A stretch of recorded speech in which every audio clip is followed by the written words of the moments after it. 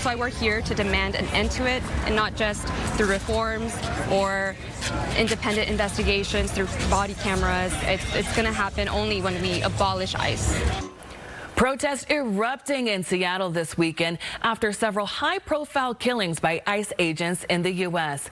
People are raising their voices after 3 deadly encounters this month alone. A 52-year-old man was shot and killed by ICE in Houston on July 7th. Days later, agents killed a 26-year-old father in Maine who was here on a legal work permit. This week, a 28-year-old Mexican national died after being struck and killed during an ICE encounter in St. Augustine, Florida. This as one of Washington's Congress members says she is pushing for accountability in D.C. after 2 deadly ICE shootings. Representative Pramila Jayapal sent a letter to the Department of Homeland Security backed by nearly 200 members of Congress calling for independent investigations. Fox 13's Dan Griffin was at the Federal Building in Seattle where Jayapal and others voiced their concerns. Congresswoman Pramila Jayapal joined heartbroken families demanding humanity and an end to deadly incidents involving ICE.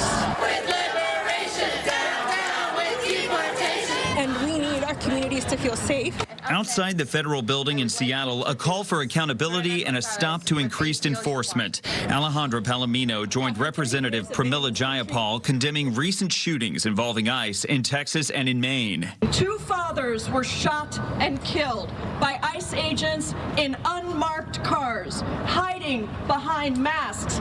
Palomino fears a simple traffic stop could put her father in danger. She says he's been a citizen more than 30 years after immigrating from Mexico. And I told him, Dad, make sure you have your passport card with you. And his response to me was, Mija, it doesn't matter. They'll take one look at me and they'll stop me, and they might take me. And that breaks my heart.